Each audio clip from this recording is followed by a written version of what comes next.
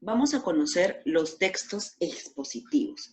Estos textos expositivos son una modalidad textual que va a presentar un intercambio de hechos, de ideas o conceptos, ¿sí? Donde se va, como su nombre lo dice, a exponer temas de interés. Tenemos aquí, en este esquema, lo que es la estructura, el propósito, las características y la organización que tiene todo texto expositivo. Cuando hablamos de estructura, estamos hablando de cómo está compuesto este texto expositivo.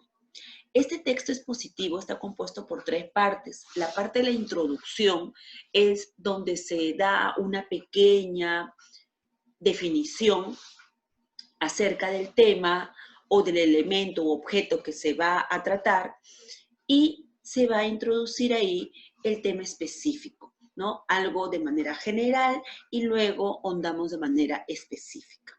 Luego viene el desarrollo o cuerpo.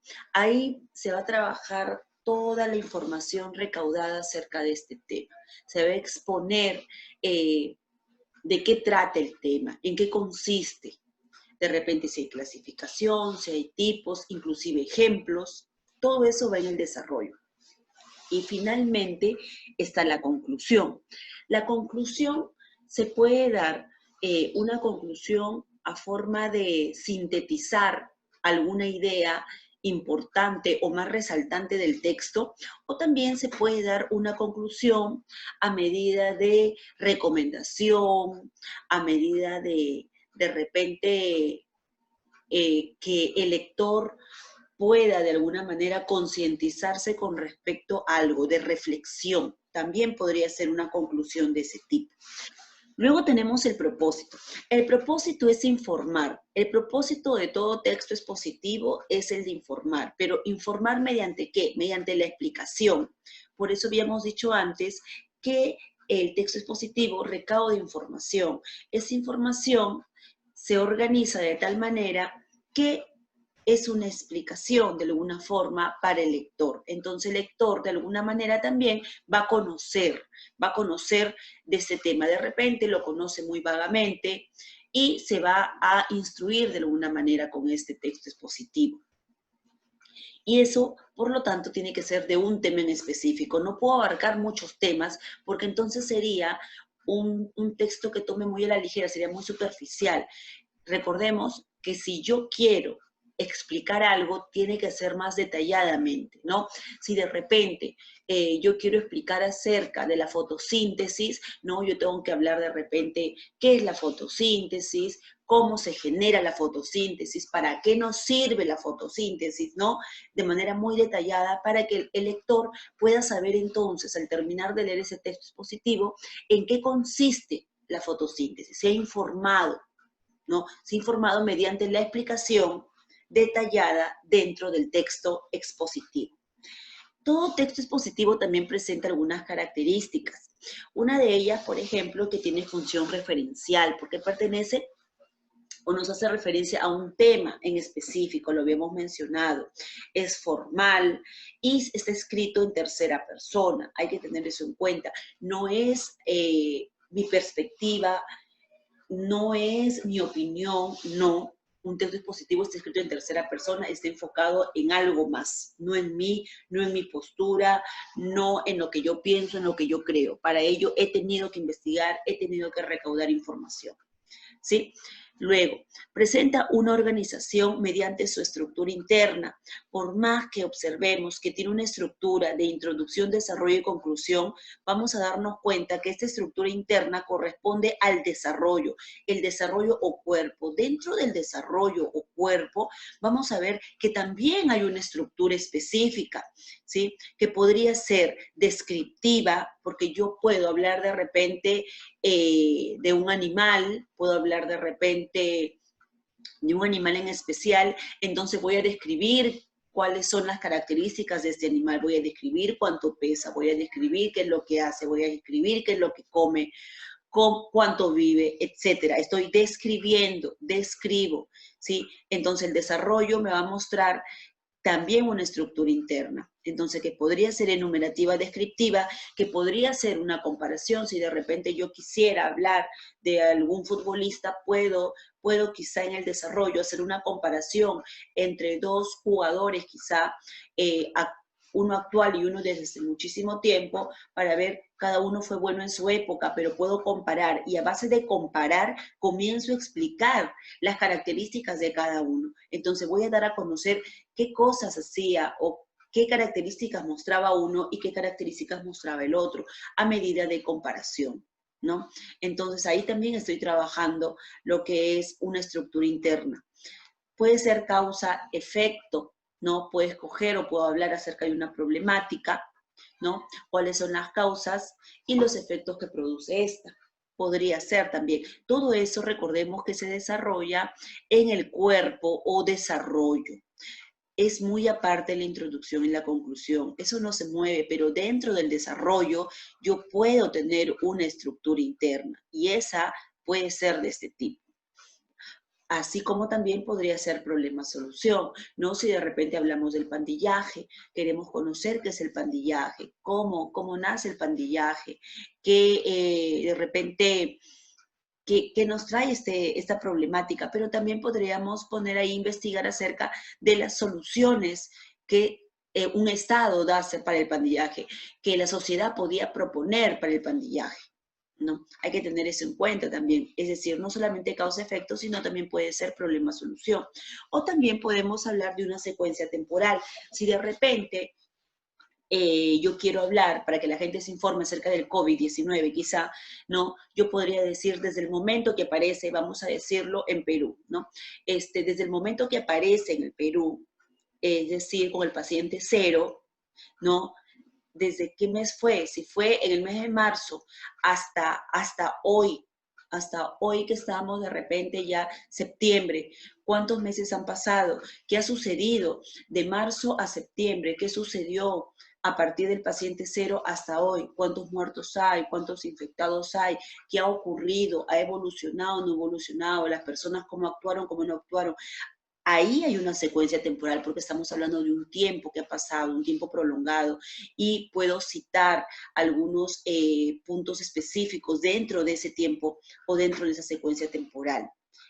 Ahí estoy trabajando, entonces, lo que es dentro del desarrollo, en la estructura interna, una secuencia temporal.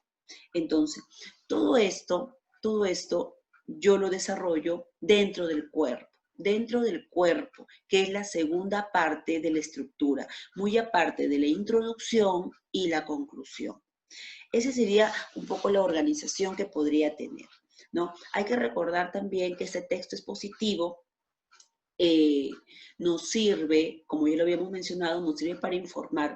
Entonces el lector tiene que conocer con este texto. El lector de alguna manera se va a nutrir con nuestro texto expositivo. Es por eso muy importante la investigación, el tener datos, datos concretos. Por lo tanto, estamos trabajando un lenguaje objetivo porque yo no manifiesto opiniones o lo que yo creo o lo que yo supongo, no, todo se basa en hechos. Por lo tanto, si yo voy a hablar de algún tema, tengo que averiguar primero el tema. Tengo que saber por varias fuentes si es realmente así. ¿Por qué? Porque también este texto expositivo puede ser comprobado, ¿no?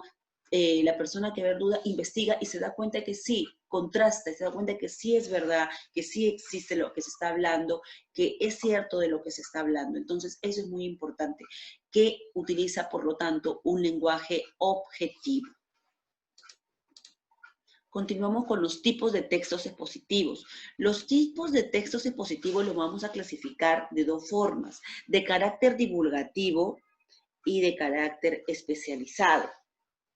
Cuando hablamos de un carácter divulgativo, de repente estamos hablando pues que va dirigido a un grupo amplio, ¿no? Que va dirigido a un grupo amplio, que es de alguna manera un poco más cotidiano, entendible,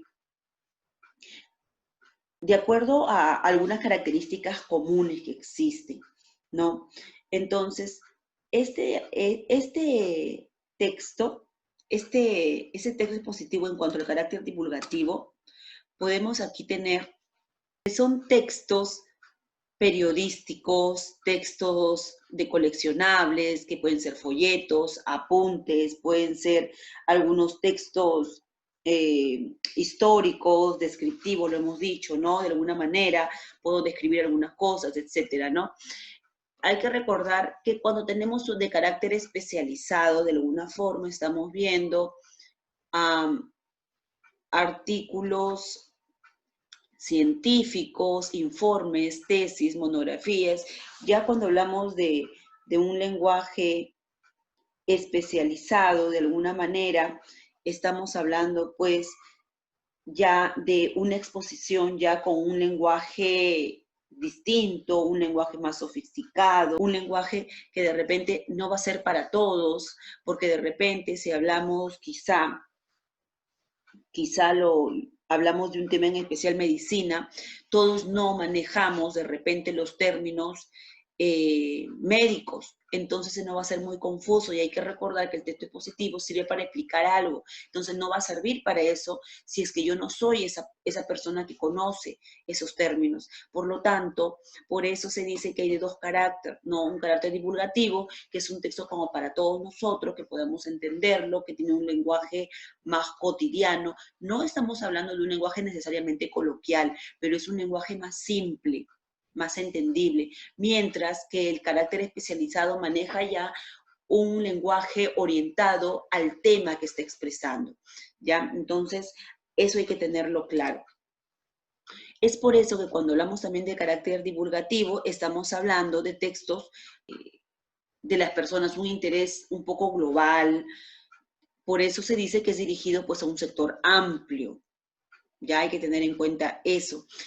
Y como también les comenté, no exige de alguna manera, no exige un conocimiento necesariamente previo porque nos explica, nos detalla. Mientras, carácter especializado, tenemos pues ahí de repente un texto que maneja palabras de un alto grado de dificultad. Por lo tanto, tiene que haber conocimiento previo, lo habíamos mencionado, por lo tanto tenemos que conocer el léxico que se está utilizando dentro de estos textos y ahí sí va a haber una necesidad de. Por lo tanto, vamos por ese tipo, no todos van a ser necesariamente para conocer, no de todos voy a aprender, porque recordemos que el especializado como que sí es un poco sectorizado, ¿no? Para un grupo de personas. Los abogados manejan palabras de repente en su círculo que dominan, que saben a qué se refieren y lo van a entender a la perfección, pero de repente el médico no entiende lo mismo y viceversa. Entonces, como que va a ser sectorizado de alguna manera.